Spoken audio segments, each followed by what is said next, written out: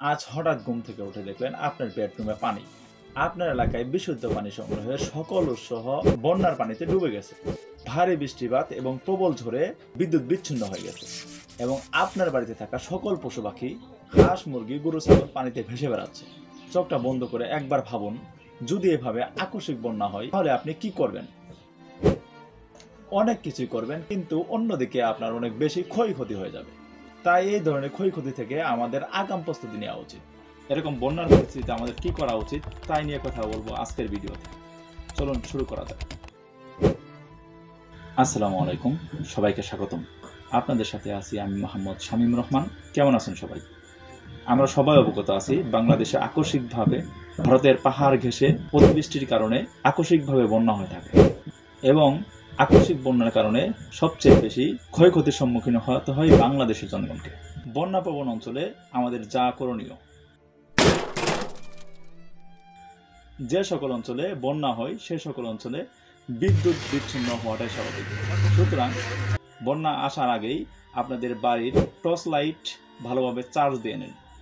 বন্যা আসার আগেই আমাদের উচিত শুকনা জাতীয় খাবার যেমন চিড়া, মুড়ি, খই, গুড় ইত্যাদি কিনে রাখা। এগুলো যদি আমরা কিনে না রাখি তাহলে বন্যা এসে গেলে সেগুলো আর আমরা সংগ্রহ করতে পারি না।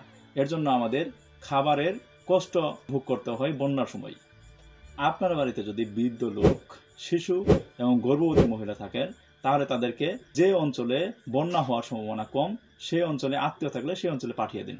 বন্যা আসার পরে তাদেরকে স্থানান্তর করা খুব কঠিন হয়ে পড়বে।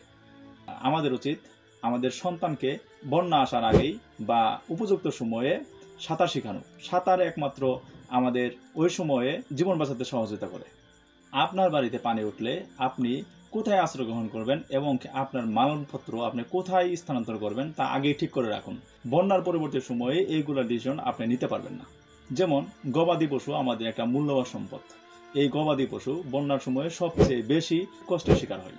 এদের রক্ষা করার জন্য আপনি কি করবেন, কোথায় তাদেরকে বাসস্থান তৈরি করবেন এবং কোথায় নিয়ে যাবেন তা আগে থেকে ঠিক করে রাখা দরকার। আপনার বাড়ি হাঁস, মুরগি, গৃহপালিত সকল পশু অতিরিক্ত যদি থাকে তাহলে বিক্রি করে টাকা ব্যাংকে জমা রাখাই ভালো। কারণ বন্যা আসলে এইগুলা প্রাণী লালন পালন করা এবং কি তাদেরকে বেঁচে রাখা কষ্টসাধ্য হয়ে যায়। বাংলাদেশ যেহেতু কৃষি প্রধান দেশ, সুতরাং বিশেষ করে কৃষি কাজ যারা করেন তাদের শস্য যদি মাঠে থাকে তাহলে মাঠ থেকে যত তাড়াতাড়ি সম্ভব কেটে ফেলুন এবং প্রয়োজনে অতিরিক্ত হলে সেগুলো বিক্রি করে আগেই ব্যাংকে টাকা জমা রাখুন। বন্যার সময় অতিরিক্ত খাদ্যশস্য ঘরে রাখা ঠিক না। বন্যার আগেই চিন্তা করে রাখুন আপনি বন্যা আসলে কিভাবে রান্না করবেন। এর জন্য স্থানান্তর করা যায় এমন একটা চুলা তৈরি করে সেটা ঘরে রাখুন, যাতে প্রয়োজন অনুযায়ী সেটা এক এক স্থানে স্থানান্তর করা যায়। এবং কি রান্না করার জন্য কিছু শুকনা খড়ি, শুকনা কাঠ আগেই মজুত করে রাখুন। কারণ বন্যার সময় শুকনা কাঠ পাওয়া খুব কঠিন হয়ে যায়। ওই সময় ভারী বৃষ্টিপাতের কারণে সকল কাঠ ভিজে যায়। বন্যার সময় বিশুদ্ধ পানি পাওয়া খুবই কষ্টসাধ্য। টিউবওয়েল সহ সকল পানির উৎস ডুবে যেতে পারে।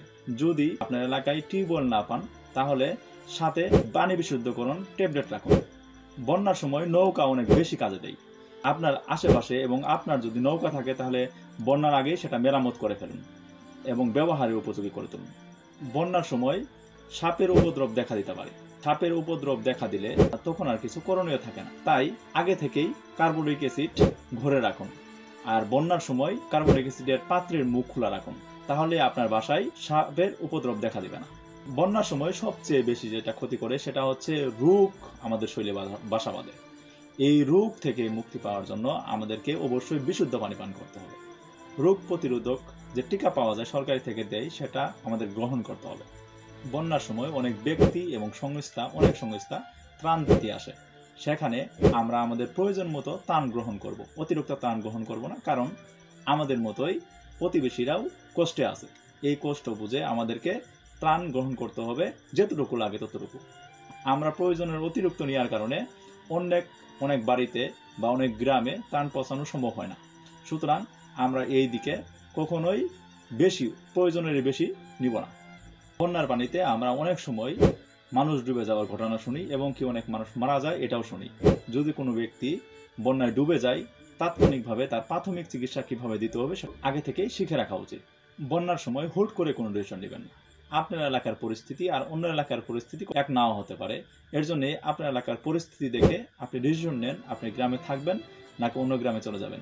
আপনি যদি এই গ্রাম থেকে চলে যান বা আপনার বাড়ি থেকে চলে যান, তাহলে আপনার বাড়িতে যে মূল্যবান সম্পদগুলো আছে সেগুলো নষ্ট হওয়ার সম্ভাবনা বেশি। সুতরাং কারো কথাই প্রলোভিত না হয়ে নিজে চিন্তা করে ডিসিশন নেন আপনি কি করবেন। বন্যার পরিমাণ যদি খুব বেশি হয় তাহলে নিকটস্থ আশ্রয় কেন্দ্রে আশ্রয় গ্রহণ করুন। মনে রাখবেন, একটি সাবধানতার কারণে আপনার পরিবার বেঁচে যেতে পারে, আপনার এলাকার মানুষ বেঁচে যেতে পারে। সুতরাং কোনো কাজেই অবহেলা নয়, সতর্কতায় হতে পারে আমাদের মুক্তির পথ। আমরা সকল সাবধানতা অবলম্বন করব, আর বাকিটুকু আল্লাহর ইচ্ছা। আমাদের সবার উচিত কোনো কিছু ঘটে যাওয়ার আগে আল্লাহর কাছে ক্ষমা চাওয়া, প্রার্থনা করা এবং কি আল্লাহর কাছে পানা চাওয়া। আল্লাহ তাআলা আমাদের সবাইকে হেফাজত রাখুক, আমিন। ভিডিওটা শেয়ার করে সবাইকে দেখার সুযোগ করে দেন। আপনার একটা শেয়ার আরেকজনের জীবন বাঁচাতে পারে। আসসালামু আলাইকুম।